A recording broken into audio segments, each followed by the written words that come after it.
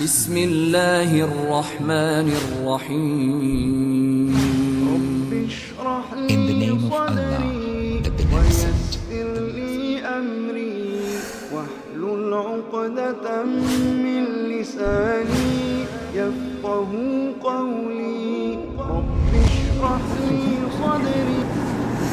السلام علیکم ورحمۃ اللہ وبرکاتہ. ان الحمد لله نحمده ونستعينه ونستغفره ونعوذ بالله من شرور انفسنا ومن سيئات اعمالنا. من يهده الله فلا مضل له ومن يضلل فلا هادي له. واشهد ان لا اله الا الله وحده لا شريك له واشهد ان محمدا عبده ورسوله. اما بعد فإن خير الحديث كتاب الله وخير الهدي هدي محمد صلى الله عليه وسلم وشر الأمور محدثاتها وكل محدثة بدعة وكل بدعة ضلالة وكل ضلالة في النار.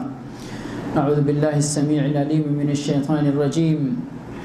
قل يا عبادي الذين أسرفوا على أنفسهم لا تقنطوا من رحمة الله لا تقنطوا من رحمة الله إن الله يغفر الذنوب جميعا إنه هو الغفور الرحيم. وقال نبينا صلى الله عليه وسلم كل بني آدم خطاء وخير الخطائين التوابون. رب اشرح لي صدري ويسر لي أمري واحلل عقدة من لساني يفقهوا قولي رب زدني علما رب زدني علما رب زدني علما. سبحانك لا علم لنا إلا ما علمتنا إنك أنت العليم الحكيم. حمد و صلات کے بعد اللہ کا بے پایاں شکر ہے، اس کا احسان ہے کہ رب العالمین نے اپنی توفیق اور اپنی تیسیر سے اس لمبے وقفے کے بعد پھر ہمارے لیے یہاں اکٹھا ہونا نصیب فرمایا ہے. رب العالمین سے دعا کرتے ہیں کہ پروردگار ہمیں یہ سیکھنے اور سکھانے کا سلسلہ قائم رکھنے کی توفیق عطا فرمائے. اس سلسلے سے ہمیں بھرپور فائدہ پہنچائے. جو بھی دین کا علم ہم حاصل کرتے ہیں رب العالمین اس پر عمل کرنے کی توفیق عطا فرمائے. جس طرح پروردگار نے ہمیں یہاں اس جگہ اکٹھا کیا ہے، پروردگار اپنے فضل خاص سے ہمیں جنت کے اندر جنت الفردوس میں اکٹھا فرمائے.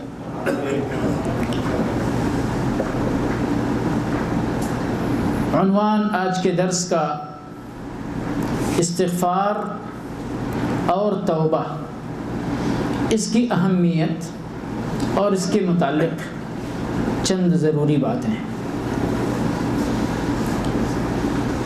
اور یہ موضوع میرے ذہن میں اس مناسبت سے آیا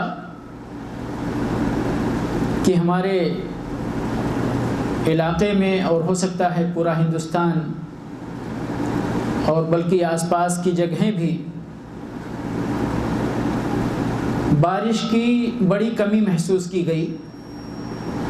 لوگوں نے یہ محسوس کیا کہ شاید یہ سال قحط سالی کا سال ہو، سوکھا پڑ جائے، لوگوں کی کھیتیاں برباد ہونے کو تھیں. اس وقت لوگوں نے ایک طرح سے ہندوستان کے اندر اللہ کی یاد اور اللہ کا ذکر، توبہ اور استغفار کرنے کے سلسلے میں دروس اور محاضرات کی ایک مہم شروع کی تھی. میرے دل میں آیا کہ یہاں پر موجود ہم اپنے بھائیوں کو بھی اسی موضوع کے تعلق سے، توبہ اور استغفار کے تعلق سے اور ان کے فوائد کے تعلق سے کچھ باتیں عرض کر دیں، کیونکہ ہمارا بھی تعلق اسی سرزمین کے انہی خطوں سے ہے جن خطوں میں یہ ضرورت محسوس کی گئی۔ اللہ رب العالمین ہمیں ہمیشہ اپنا ذکر کرنے والا بنائے۔ پروردگار ہمارے دلوں میں ہمیشہ اپنی یاد کو بھر دے، کبھی بھی ہم اپنے رب سے غافل نہ ہوں، غفلت کے شکار نہ ہوں، تاکہ ہمارے دل اپنے پروردگار کے ذکر سے پرسکون رہیں، مطمئن رہیں۔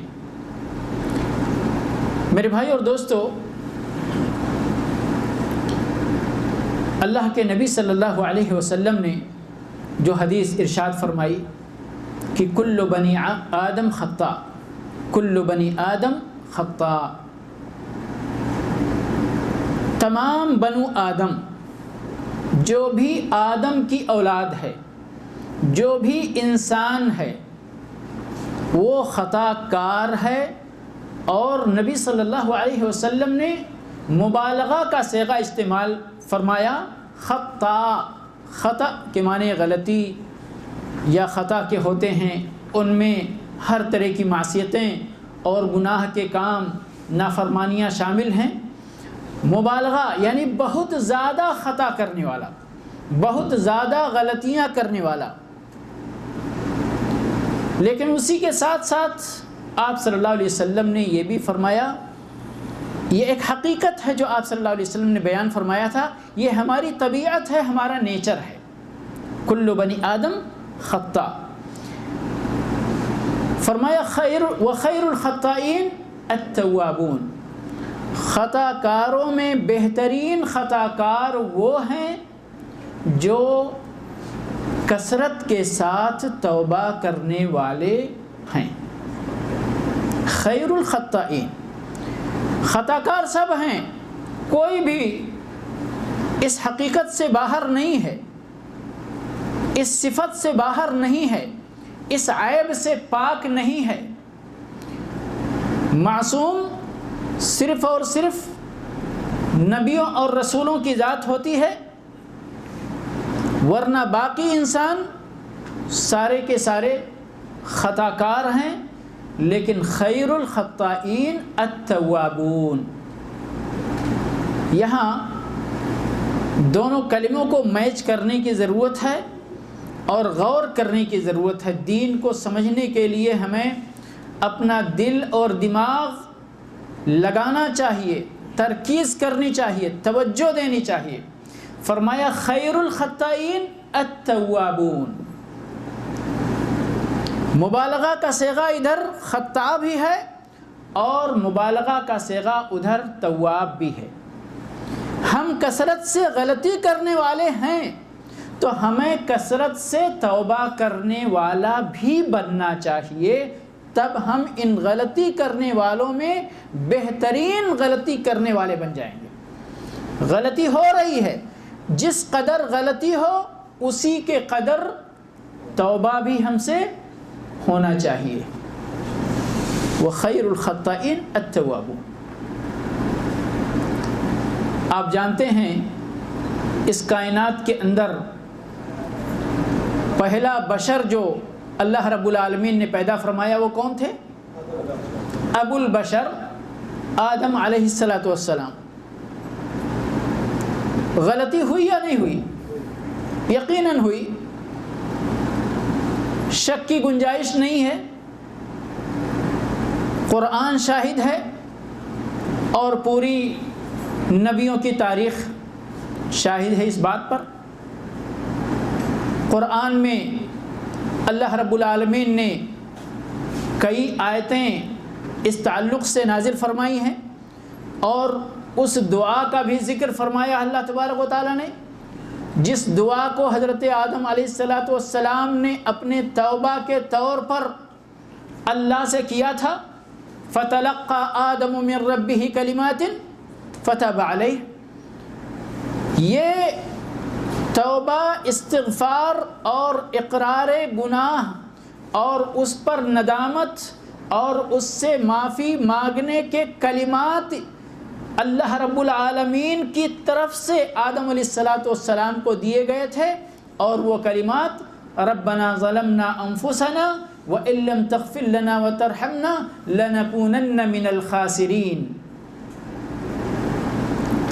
فتلقى آدم من ربہ کلمات، یہی وہ کلمات ہیں جو آدم علیہ السلام نے اپنے رب سے حاصل کیا تھا، تلقی کیا تھا، رب کی طرف سے انہیں موصول ہوئی تھی یہ کلمات، یہ دعائیہ کلمات، یہ استغفار کے کلمات، یہ توبہ کے کلمات۔ اور اس توبہ کے بعد اللہ رب العالمین نے کیا آدم علیہ السلام کو خائب و خاسر کیا، یا ان کو پذیرائی بخشی، ان کو منتخب کیا، ان کو چن لیا اس کائنات کی آبادی کے لیے، ان کو اس کائنات کے اندر اتارا، گناہ معاف کیا۔ لیکن اللہ رب العالمین کی اپنی حکمت اور اپنی مشیت، جس کے تحت پروردگار نے ان کو زمین پر اتارا، اور میں اس کو بیان کرنے کے لیے، ہم لوگ دنیا میں بھی امتحان دیتے ہیں نا، دنیا میں ایک امتحان میں بچہ فیل ہو جاتا ہے تو اس کو پھر چانس دیا جاتا ہے نا، پھر چانس دیا، اس کو کیا بولتے ہیں ہم لوگ؟ سپلیمنٹری امتحان بولتے ہیں، ٹھیک ہے نا۔ آدم علیہ السلام کو اللہ رب العالمین نے پیدا کر کے جنت میں ڈال دیا تھا، اور امتحان گاہ اسی جنت کے کونے میں رکھ دیا تھا، ہے نا۔ لیکن اس امتحان میں فیل ہو گئے۔ فیل ہونے کے بعد اللہ رب العالمین نے ان کے لیے اور ان کی پوری اولاد کے لیے امتحان گاہ اب اس دنیا کو بنایا، اور یہ سپلیمنٹری امتحان کی جگہ ہے، اور یہ آخری چانس ہے، اس کے بعد اور کوئی چانس اللہ کی طرف سے اعلان ہو گیا ہے، پرچہ بھی آؤٹ ہے، اور چانس بھی آپ کو بتا دیا گیا، اس کے بعد اور کوئی چانس ملنے والا نہیں ہے، تیاری کر لو، فیل تو فیل، پاس تو پاس۔ بہرحال بات یہ ہو رہی تھی کہ اللہ رب العالمین سے اس غلطی پر آدم علیہ السلام نے توبہ کیا، استغفار کیا، اپنے گناہوں کی معافی مانگی، فتاب علیہ، تو اللہ تبارک و تعالیٰ نے آدم علیہ السلام کے توبہ کو قبول فرمایا۔ توبہ کا لفظ قرآن کریم کے اندر توبہ کرنے کے معنی میں بھی آیا ہے، اور توبہ قبول کرنے کے معنی میں بھی آیا ہے، اور توبہ گناہ کے ارتکاب پر، معصیت کے ارتکاب پر اظہار ندامت کو بھی کہا گیا ہے، اظہار ندامت کو بھی کہا گیا ہے۔ تو جب توبہ کی نسبت اللہ کی طرف کی جاتی ہے تو اس کا مطلب ہوتا ہے، دو مطلب ہوتا ہے، توبہ کی توفیق دینا اپنے بندے کو، اور پھر بندہ جب توبہ کرے تو اس کو قبول کرنا، یہ اللہ کی طرف نسبت جب توبے کی ہوتی ہے۔ اور جب توبہ کی نسبت بندے کی طرف ہوتی ہے تو توبہ کرنا بندے کا اللہ کی طرف رجوع کرنا ہوتا ہے، یا اپنے کیے گئے گناہ پر اظہار ندامت، یہ معنی ہوتا ہے۔ تو بہرحال فتلقى آدم من ربه کلمات فتاب علیہ، یہاں پر اس نقطے میں بھی ہم کتنے لوگوں نے، اب قرآن کی صداقت پہ کسی کو شبہ ہے، اگر اس کی صداقت پہ شبہ ہے تو پھر اپنے اسلام کی نظر ثانی کرنی چاہیے، ہے کہ نہیں ہے؟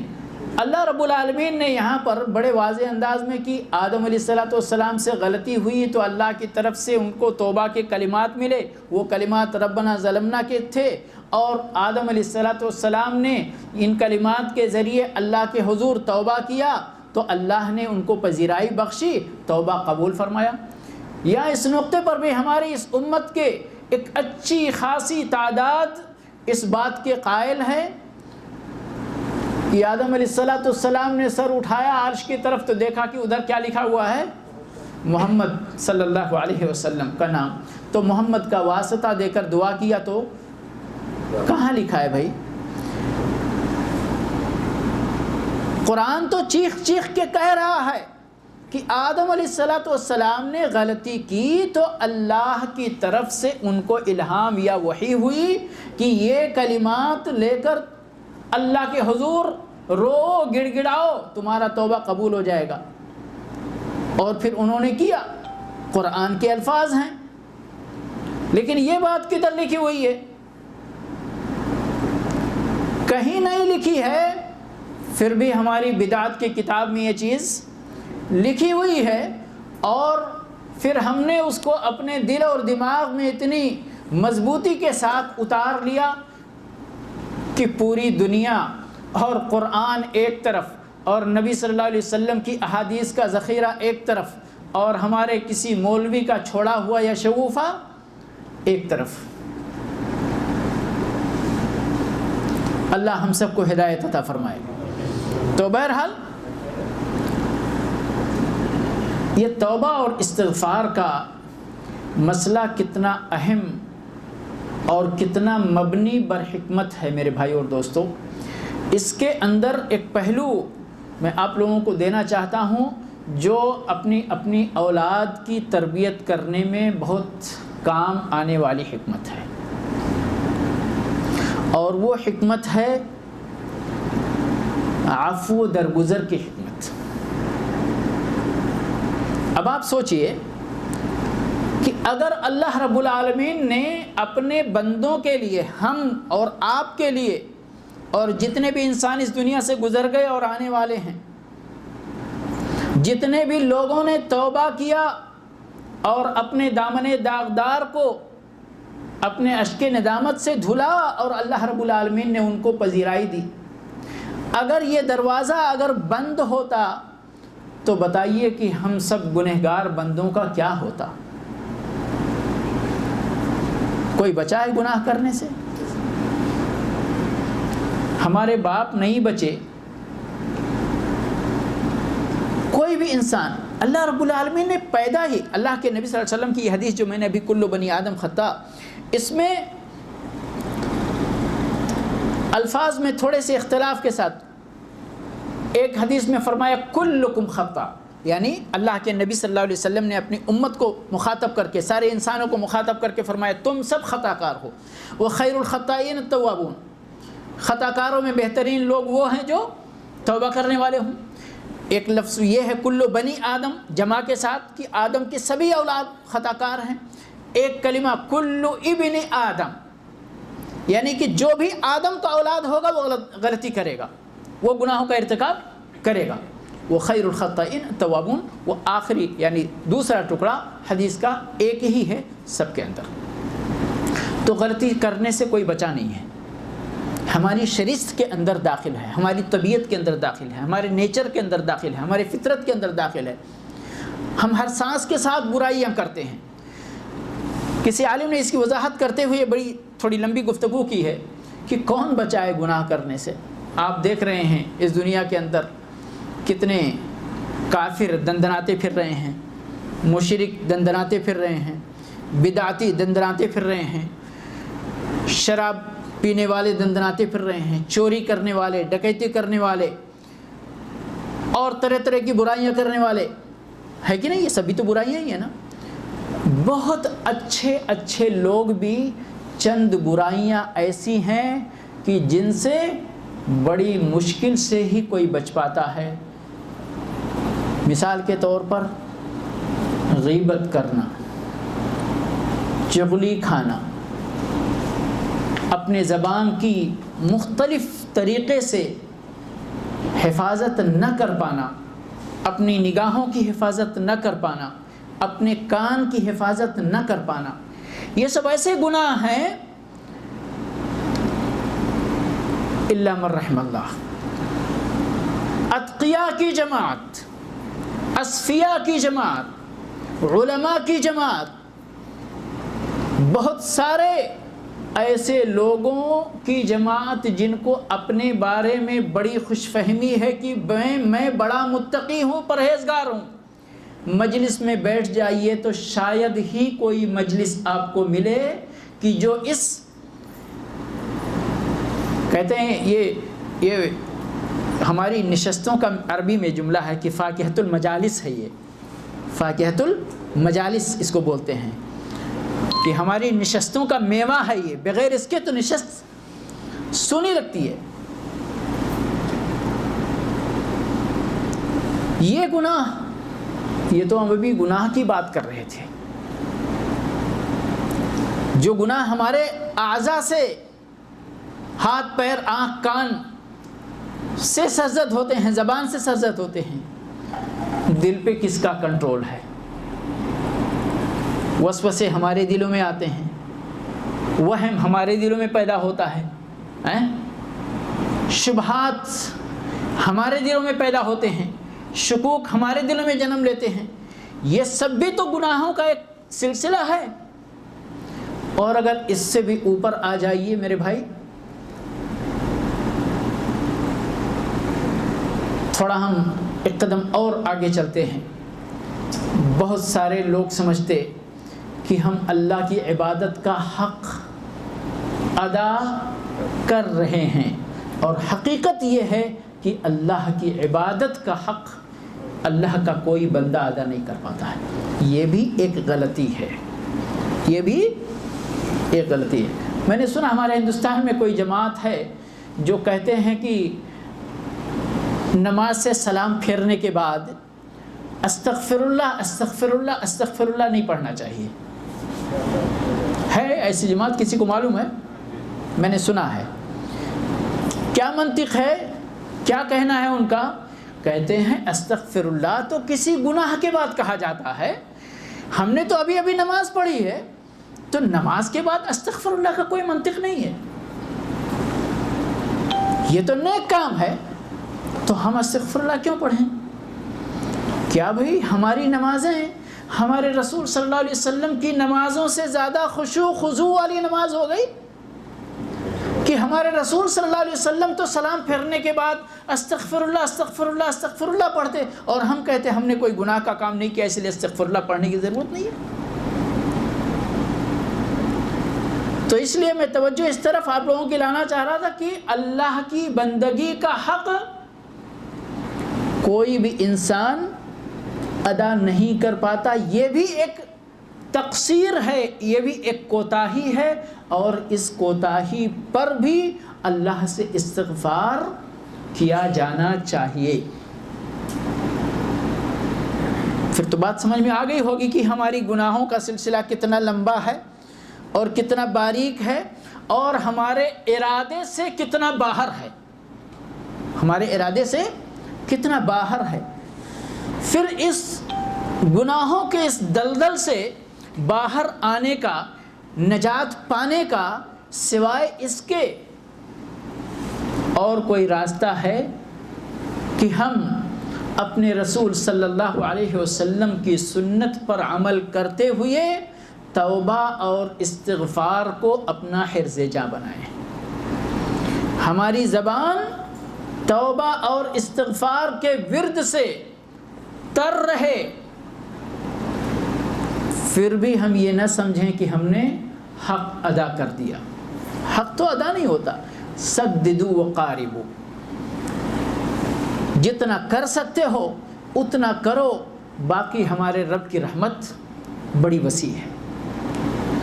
تو اس لیے یہاں بات یہاں سے شروع ہوئی تھی کہ کلکم خطا، سارے لوگ خطا کار ہیں۔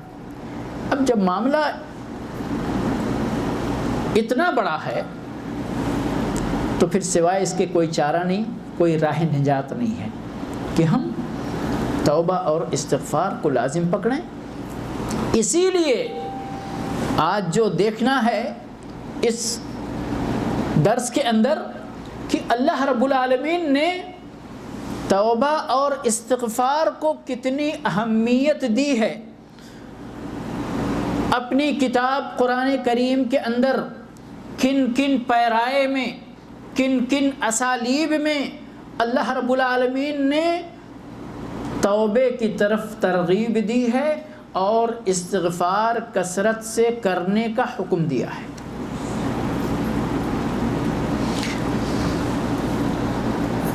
اچھا، بات شروع یہاں سے ہوئی تھی کہ اگر اللہ رب العالمین نے یہ توبے کا دروازہ ہمارے لیے نہ کھولا ہوتا تو پھر ہمارا کیا حال بنتا؟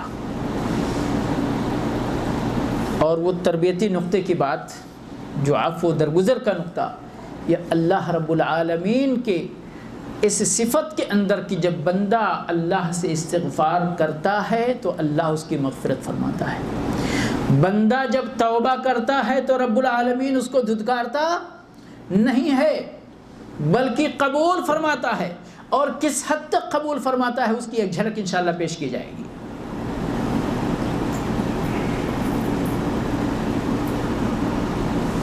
اگر بندہ اللہ کی رحمت سے نا امید ہو جائے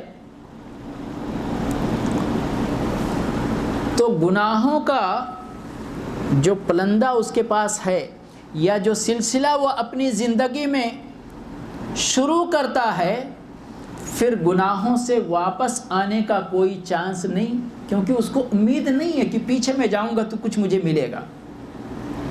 فائدہ کیا ہے؟ چلو آگے بڑھو، ایک پر ایک گناہ کرتے جاؤ اور گناہ کی راہ پر آگے بڑھو، پھر یہ دنیا جہنم کی ایک تصویر بن جاتی ہے، سمجھ گئے؟ لیکن اللہ رب العالمین کی یہ رحمت ہے اور یہ حکمت ہے اپنے بندوں کے سلسلے میں کہ اللہ اس دنیا کو ہمارے لیے آخرت کو سنوارنے کی ایک جگہ کے طور پر ہمیں عطا فرمایا ہے۔ تو جب ہم اس دنیا کے اندر پرسکون زندگی اور رحمت کا دروازہ کھلے ہوئے اس امید میں گزاریں گے کہ ہم اگر غلطی کر کے اپنے رب کی طرف واپس آئیں گے تو پروردگار ہمیں اپنے رحمت کے دروازے میں داخل فرمائے گا، جگہ دے گا، تو پھر بندے اللہ کی طرف واپس آئیں گے۔ ہاں، غفلت میں، شیطان کے بہکاوے میں وہ غلطی کا ارتکاب کریں گے، لیکن چونکہ اللہ کی طرف سے بندے کو یہ ہمیشہ رحمت کا دروازہ کھلے رہنے کی خوشخبری دے دی گئی ہے، اس لیے وہ اپنی زندگی کے اور اس سلسلے کے جس مرحلے میں بھی واپس آنا چاہے تو رب کی رحمت کا دروازہ کھلا رہے گا۔ آپ اور ہم اور سارے لوگ اپنے بچوں کے سلسلے میں، اپنی اولاد کے سلسلے میں یہ عفو درگزر کا معاملہ، نظر انداز کرنے کا معاملہ، ان کی تربیت کا ایک اٹوٹ حصہ بنائیں۔ جس دن بچے کو یہ احساس ہو گیا کہ جو غلط کام ہم نے کیا ہے، ابا جان ان کو تو پتہ چل ہی گیا ہے، اور ایک بار آپ نے ان کی پٹائی کر دی، دوسری بار پٹائی کر دی، تیسری بار بے رحمی سے ان کو پیٹ دیا، تو بچہ کیا سمجھتا ہے؟ ارے ابا کیا کریں گے، یہی تو کریں گے نا، وہ تو ہر بار پیٹتے رہتے ہیں، ایک بار اور صحیح، ایک بار اور صحیح، ایک بار اور صحیح، اور پھر اس کو پٹنے کی عادت پڑ جائے گی، آپ کو پیٹنے کی عادت پڑ جائے گی، اور جو بری عادت، جو لت، جو گناہ، جو معصیت، جو نافرمانی اس سے سرزد ہو رہی ہے، وہ جیوں کا تیوں اس کی زندگی میں باقی رہے گی، نکلنے کا نام نہیں لے گی، چاہے اس کا تعلق ہماری اس دنیاوی زندگی سے ہو اور چاہے اخروی زندگی سے ہو، سمجھ گئے؟ یہاں تک کہ ایک بات میں یعنی نام لے کر کے کہہ دوں، ہمارے معاشروں کے اندر یہ تمباکو کھانے کی لت، بیڑی پینے کی لت، سگریٹ پینے کی لت، یہ بڑی عام لت ہو گئی ہے، الا من رحم اللہ، ہے کہ نہیں ہے؟ بچہ کتنا بھی نافرمان ہو، شروع میں جب یہ لت اس کو لگتی ہے تو چونکہ حیا بھی ہماری فطرت کا ایک حصہ ہے، اللہ رب العالمین نے حیا بھی ہمارے اندر رکھی ہے، کم سے کم کچھ نہیں تو اپنے بڑوں سے، اپنے باپ سے، اپنے ماں سے حیا تو کرتا ہے، تو کوشش کرتا ہے کہ سگریٹ پیے گا لیکن اگر دور سے ابا جان گزرتے نظر آئے تو چھپا لے گا۔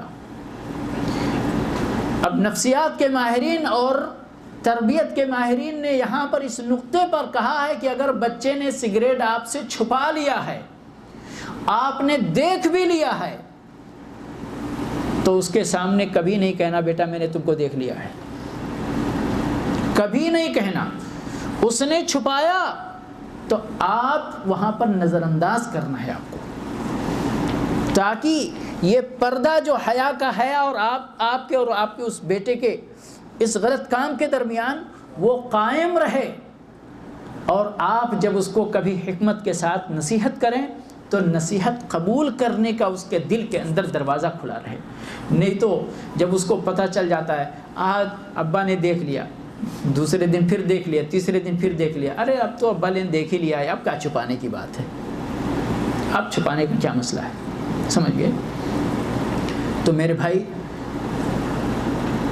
اللہ رب العالمین کبھی اپنے بندوں سے یہ نہیں چاہتا کہ اس کے بندے اللہ کی رحمت سے نا امید ہو جائیں۔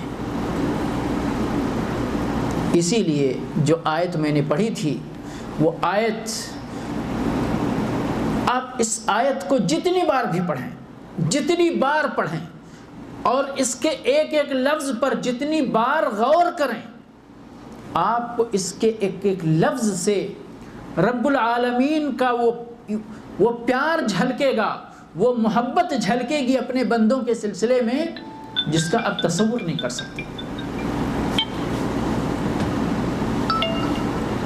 آپ جب اپنے بچوں میں ناراض ہو جاتے، کوئی بچہ غلطی کرتا ہے تو دوسرے بچوں میں کہتے جا تو میرا بیٹا نہیں ہے، میرا بیٹا یہ ہے نا، میرا بیٹا یہ ہے، یہ اچھا ہے، تو میرا بیٹا نہیں ہے، تو گندا کام کرتا ہے۔ بہت عام سی بات ہے نا، بہت عام سی بات۔ اللہ رب العالمین کیا فرما رہا ہے یہاں پر؟ قل یا عبادی، کن کو کہہ رہا ہے؟ یہاں نیک لوگوں کو، مومنوں کو، جو سچے پکے مومن ہیں، جو جنت کا کام کر رہے ہیں، جو اطاعت شعاری اور فرما برداری کی راہ پر لگے ہوئے ہیں، ان کو نہیں بلا رہا ہے۔ جو معصیتوں میں ڈوبے ہوئے ہیں، جو غلط راہ پر لگے ہوئے ہیں، اور بلا کیسے رہا ہے؟ یا عبادی، اے میرے بندوں۔ ہم اپنے بچے کو کہتے ہیں جب غلط کام کر لیتا ہے تو میرا بیٹا نہیں ہے۔ اللہ رب العالمین برائی کرنے والوں کو کہہ رہا ہے میرے بندوں۔ یا عبادی کون ہے؟ الذین اسرفوا علی انفسہم، میرے وہ بندو جنہوں نے اپنے نفسوں پہ ظلم کیا۔ اے ظالموں، لیکن اللہ نے یہاں ظالمون نہیں کہا۔ اسلوب دیکھیے کتنے پیار کا اسلوب، اے میرے وہ بندو جنہوں نے ایسا کام کر لیا ہے۔ یعنی یہ اشارہ ہے کہ تم نے غلطی کی ہے، کسی غفلت کے تحت، کسی کے بہکاوے میں آ کے۔ لا تقنطوا من رحمت اللہ، تمہارا گناہ کتنا بھی زیادہ ہو جائے، اللہ کی رحمت سے نہ امید نہیں ہونا، مایوس نہیں ہونا۔ کیوں بھائی؟ شیطان کتنا بہترین دروازہ اس کو مل جاتا ہے، جب ہم کوئی برائی کر لیتے ہیں تو کہتا ہے ارے تم تو بہت گنہگار ہو گئے، تمہارا چہرہ سیاہ ہو گیا، تم پروردگار کے دربار میں کیسے آؤ گے، آنے کے لائق نہیں رہ گئے تم۔ پھر کیا کروں بھائی؟ مجھے تو آنا ہے اللہ کی طرف، نہیں ڈائریکٹ نہیں آ سکتے، تمہارا چہرہ اس لائق نہیں ہے، تو پھر کیا کرو؟ وہ فلاں بابا کے پاس چلے جاؤ، وہ بہت پہنچ والا ہے، تم کو پہنچا دے گا تمہارے رب کی طرف۔ دیکھ رہے ہیں شیطان کو؟ اللہ پورا پکار رہا ہے یا عبادی یا عبادی، اور ہم کہہ رہے ہیں نہیں ہمارا چہرہ اس لائق نہیں ہے۔ اللہ کو زیادہ معلوم ہے کہ اللہ کے دربار میں جانے والا چہرہ کیسا ہونا چاہیے، یا ہم کو معلوم ہے؟ قل یا عبادی الذین اسرفوا علی انفسہم لا تقنطوا من رحمت اللہ، اللہ کی رحمت سے نا امید۔ کیوں؟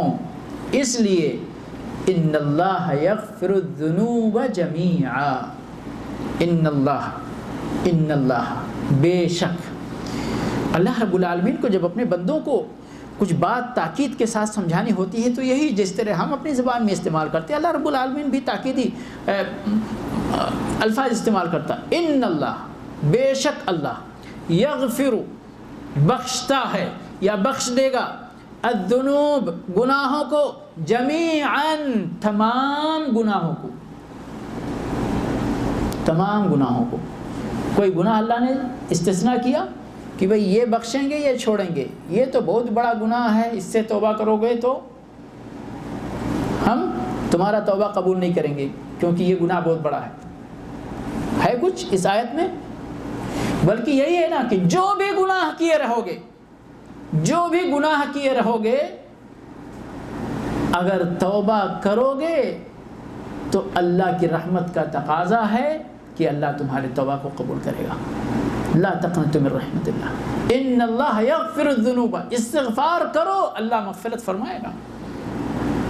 انہ هو الغفور الرحیم, وہ غفور ہے, گناہوں کو بہت زیادہ بخشنے والا ہے, رحیم ہے, رحمت برسانے والا ہے. سمجھ گئے؟ تو یہ اللہ رب العالمین توبہ کے سلسلے میں اس سے بلیغ آیت شاید قرآن میں آپ کو نہ ملے. استغفار اور توبہ کے سلسلے میں, اللہ کی طرف رجوع کرنے کے سلسلے میں اس سے بلیغ انداز کی کوئی آیت شاید نہ ملے آپ کو. ان اللہ یغفر الذنوب جميعا, تمام گناہوں کو اللہ معاف کرنے والا ہے بلا استثناء. مکہ کے لوگ 360 بتوں کی پوجا کرتے تھے نا. بت کی پوجا کرنے سے بڑا کوئی گناہ ہے؟ شرک کرنے سے بڑا کوئی گناہ ہے؟ کفر کرنے سے بڑا کوئی گناہ ہے؟ کوئی گناہ. جنہوں نے توبہ کر کے اللہ کے نبی صلی اللہ علیہ وسلم کے ساتھ کلمہ پڑھ لیا دین کا, کسی کو اللہ نے دھتکارا اپنے دربار سے.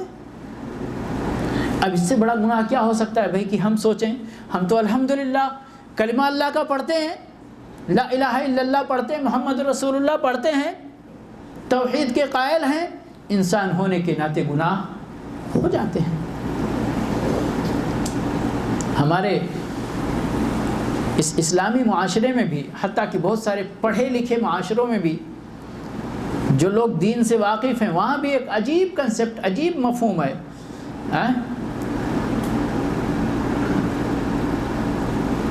وہ گناہوں کے لیے بھی کیٹیگری بناتے کہ نہیں ان سے گناہ ہو سکتا ہے, ان سے نہیں ہو سکتا, ان سے ہو سکتا ہے, ان سے نہیں ہو سکتا, اور اگر ان سے ہو گیا تو کیوں ہوا؟ اگر کوئی بیچارہ اللہ کے نبی صلی اللہ علیہ وسلم کی سنت پر عمل کرتے ہوئے داڑھی رکھا ہوا ہے تو کیا وہ انسان کے دائرے سے خارج ہو گیا؟ انسان کے دائرے سے خارج تو نہیں ہوا. اب اگر کبھی اس سے گناہ ہو جائے, کوئی غلطی ہو جائے, تو اس کے اوپر اٹیک نہیں بلکہ سیدھا اس کی داڑھی کے اوپر اٹیک ہو جاتا ہے. کوئی اگر تھوڑا دین کا طالب علم ہے, کیا وہ انسان کے دائرے سے خارج ہو جاتا ہے؟ بالکل نہیں. اگر وہ تقریر کر رہا ہے, یہاں اسٹیج پر میں تقریر کر رہا ہوں, تو کہ میں انسان کے دائرے سے خارج ہوں؟ مجھ سے غلطی نہیں ہو سکتی؟ یا کوئی بھی کتنا بھی بڑا علامہ فہامہ کوئی ہو, وہ انسانیت کے دائرے سے خارج نہیں ہوتا. گناہوں کا ارتکاب شیطان, اور یاد رکھیں ایک بڑا لطیف معاملہ ہے, مزیدار معاملہ ہے کہ شیطان ان لوگوں کے پیچھے کچھ زیادہ ہی محنت کرتا ہے جن لوگوں سے ہم سمجھتے ہیں کہ گناہ نہیں ہونا چاہیے. ان کے پیچھے کچھ زیادہ ہی رہتا ہے, کدھر موقع مل جائے اور کدھر وہ مبتلا کر دے. تو جب آدم علیہ السلام کو شیطان نے بہکایا اور وہ بہک گئے, تو ہم کو کوئی بہکائے تو کیا کوئی بڑی بات ہے, کوئی بعید ہے, لیکن ہم سمجھتے نہیں یہ مولوی صاحب سے کیسے غلطی ہو گئی, ان سے تو غلطی نہیں ہونی چاہیے. بڑا عجیب معاملہ ہمارے معاشرے کے اندر واللہ کہ نیکی کے سارے کام مولوی کو کرنا چاہیے اور سارے گناہوں سے مولوی کو بچنا چاہیے, اور باقی لوگ جو بھی کریں وہ سب ان کے لیے جائز ہے, اور جو بھی چاہیں نہ کریں وہ سب ان کے لیے معاف ہے. جب کہ اس دین کے مکلف سب کے سب ہیں, اور میں نے بتایا اور یہ حقیقت ہے. کہتے ہیں چور کس گھر میں چوری کے لیے آتا ہے؟ جس گھر میں کچھ مال ہوتا ہے نا, اور جس گھر میں کچھ ہے ہی نہیں ہے اس گھر میں چور چوری کرنے آئے گا؟ نہیں آئے گا. تو جو کہتے ہیں شیطان کا کام جو خود ہی کر رہا ہے، اس کے پاس شیطان کیا کرنے آئے گا؟ اپنا ٹائم ضائع کرنے۔ شیطان کو اپنے وقت کی بڑی قیمت معلوم ہے، وہ وہاں آتا ہے جہاں اس کی ضرورت ہوتی ہے۔ لیکن ہم سارے لوگ کمزور ہیں شیطان کے حربے کے سامنے، الا من رحم اللہ۔ مگر اس کمزوری کو یا اس کا مداوع کرنے کے لیے اللہ رب العالمین نے ہمیں اتنا بڑا ہتھیار، اتنا بڑا اسلحہ دے رکھا ہے کہ اس کے بالمقابل کچھ بھی نہیں، وہ ہے توبے کا ہتھیار اور استغفار۔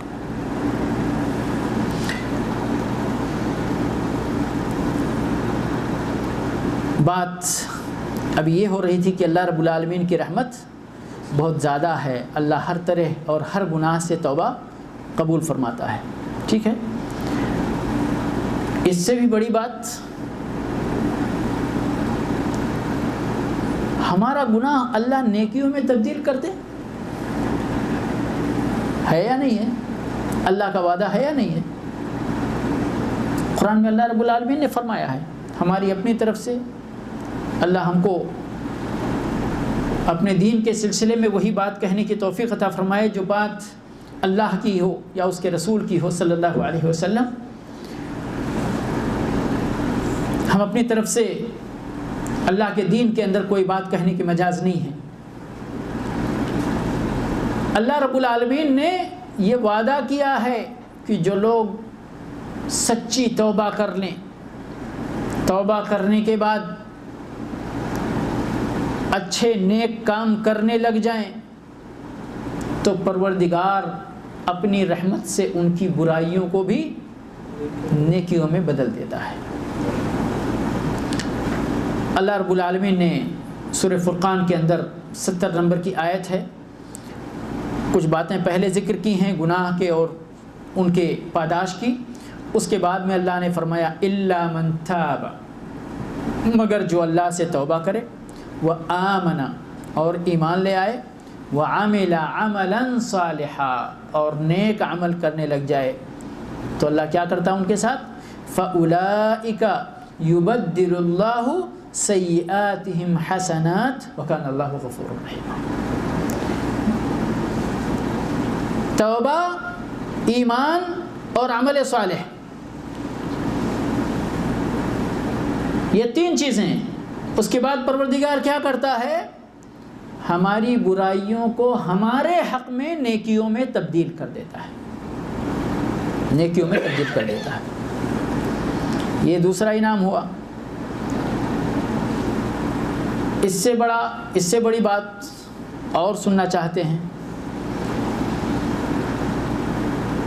اللہ رب العالمین جب اس کا کوئی بندہ اس کی طرف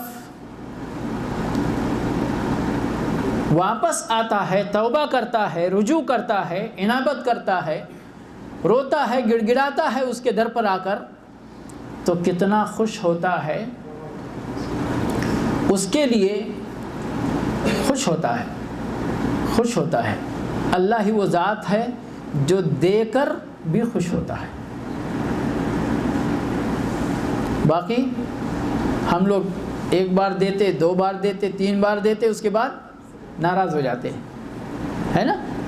لیکن اللہ سے 1000 بار مانگو، پروردگار 1000 بار دے، 10,000 بار دے، لاکھ بار دے، پھر بھی رب العالمین مانگنے سے مزید خوش ہی ہوتا جاتا ہے۔ اور یہ دیکھیں کہ پروردگار نے ادھر تو ندا دی تھی، قل یا عبادی الذین اسرفوا علی انفسہم لا تقنطوا من رحمت اللہ ان اللہ یغفر الذنوب جميعا، آگے خوشخبری دی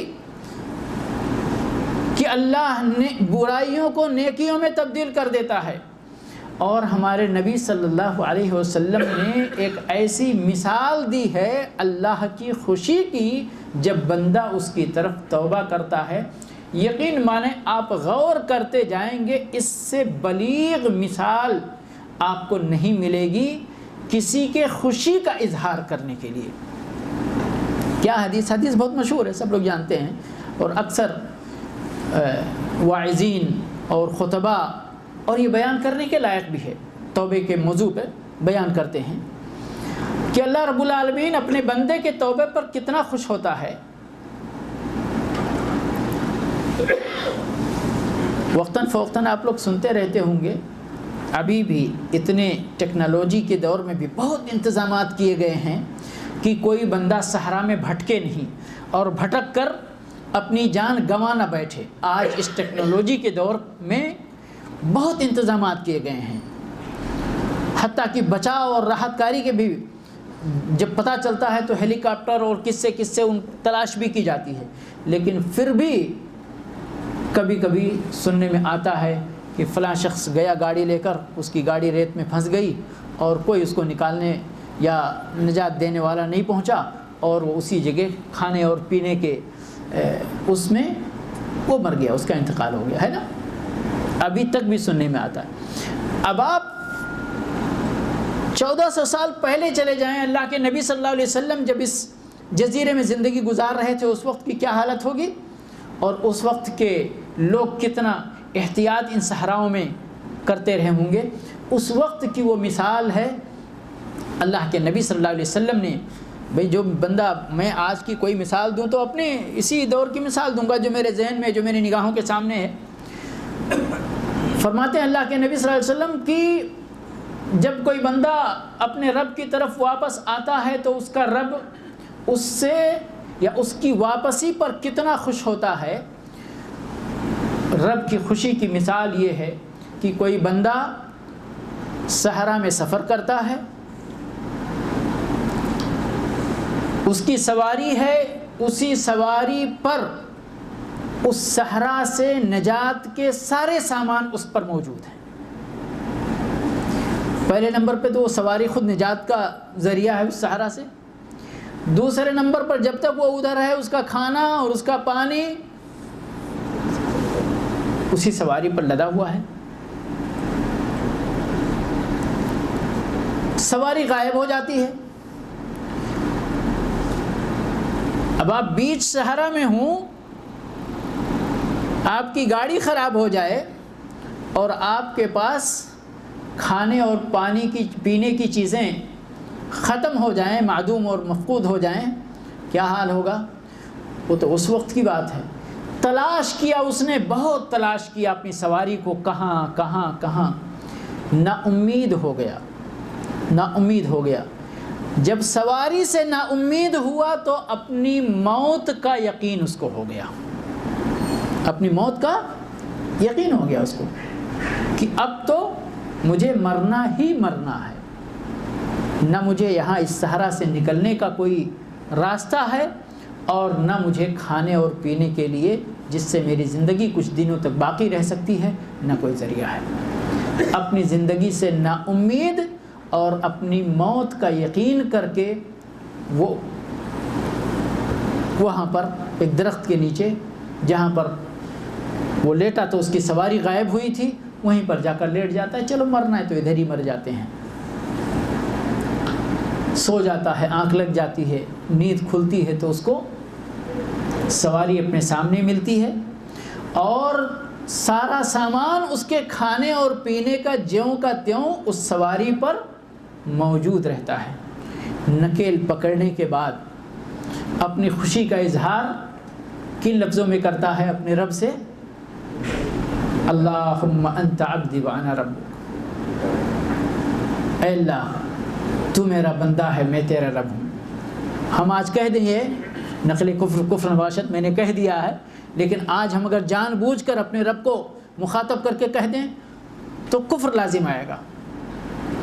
لیکن اللہ کے نبی صلی اللہ علیہ وسلم نے اس شخص کی خوشی کی انتہا کو اس کے لیے اس سبقت لسانی کے طور پر معذرت کا سبب سمجھا کہ وہ شخص معذور ہے۔ اتنا خوش ہوا کہ اس کی زبان لڑکھڑا گئی، اتنا خوش ہو گیا، خوش ہو کر اپنے رب کو کہا اللہ تو میرا بندہ ہے، میں تیرا رب ہوں۔ اور واقعی آپ ٹھنڈے دل سے تنہائی میں غور کیجئے گا اس واقعے پر کہ اس بندے کی خوشی کی کیا حالت ہوگی جس کے ساتھ اس طرح کا واقعہ پیش آیا ہو۔ اپنی موت کا یقین کرنے والا بندہ اپنی زندگی کو اپنے سامنے دیکھ لے تو اس کی خوشی کی کیا حد ہوگی؟ یہ مثال ہے کس کے لیے؟ رب کی خوشی، رب کی خوشی اس بندے کی سواری پانے کی اس خوشی سے زیادہ ہوتی ہے جب کوئی بندہ اللہ کی طرف توبہ کرتا ہے، زیادہ برابر نہیں۔ للہ اشد فرحن، حدیث کے الفاظ ہیں، یقیناً اللہ اس بندے سے زیادہ خوش ہوتا ہے جس بندے کے ساتھ اس طرح کا معاملہ پیش آیا۔ پھر اس اللہ سے، اس اللہ کی رحمت سے بندہ کیسے نا امید ہو جائے اور اس کے سامنے توبہ کرنے میں اس کو ہچکچاہٹ کیوں ہو، اس کی طرف رجوع کرنے میں، انابت کرنے میں، واپس آ جانے میں وہ کیوں پس و پیش ہو، کیوں آگے پیچھے ہو، کیوں جلدی نہ کرے، کیوں تیزی نہ دکھائے؟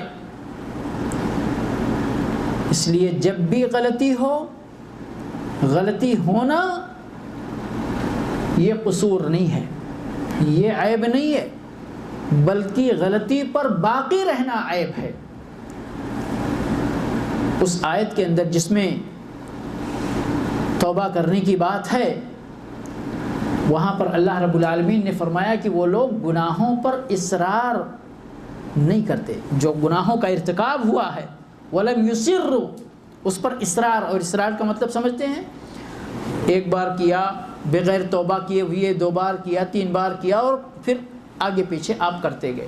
ایک بندہ ہے سود کا مال کھا رہا ہے اور کھائے جا رہا ہے، آج کھایا، کل کھایا، پرسوں کھایا، نرسوں کھایا، اب وہ جب تک سچے دل سے توبہ نہیں کر رہا ہے، یا اگر یعنی وہ اس چیز پر قائم ہے، ارتکاب پر ارتکاب کیے جا رہا ہے، تو پھر اللہ تبارک و تعالیٰ اس کو پسند نہیں کرتا۔ غلطی ہو گئی، توبہ کرو، سچے دل سے توبہ کرو، توبہ کر لیا، پھر گناہ ہو جائے، حتیٰ وہی گناہ کیوں نہ ہو جائے، یہ بھی عیب کی بات نہیں ہے، لیکن بغیر توبے کے آپ ایک غلط راستے پہ پڑ گئے ہیں اور اس پر کنٹینیو چلے جا رہے ہیں، جب موت آ گئی سامنے تو کہتے ہیں کہ اللہ اب ہم توبہ کرتے ہیں، پھر اللہ کو اس توبہ کی ضرورت نہیں ہے۔ انشاءاللہ توبہ کا وقت اور اس کے سلسلے میں باقی باتیں انشاءاللہ آئندہ درس کے اندر اللہ کی توفیق سے ذکر کی جائیں گی۔ اللہ رب العالمین سے دعا ہے کہ پروردگار ہمیں توفیق عطا فرمائے کہ ہم سے جب بھی کسی گناہ کا ارتکاب ہو، کوئی گناہ سرزد ہو، تو پروردگار اپنے فضل سے، اپنے احسان سے ہمیں اس سے توبہ کی توفیق عطا فرمائے، استغفار کرتے رہنے کی توفیق عطا فرمائے۔ وآخر دعوانا ان الحمدللہ رب العالمین، وصلی اللہ علی نبینا محمد وعلی آلہ واصحابہ اجمعین، والسلام علیکم عقدة من لساني يفقهوا قولي رب اشرح لي صدري ويسر لي أمري واحلل عقدة من لساني يفقهوا قولي رب اشرح لي صدري ويسر لي أمري واحلل عقدة من لساني يفقهوا قولي رب اشرح لي صدري ويسر لي أمري واحلل عقدة من لساني يفقهوا قولي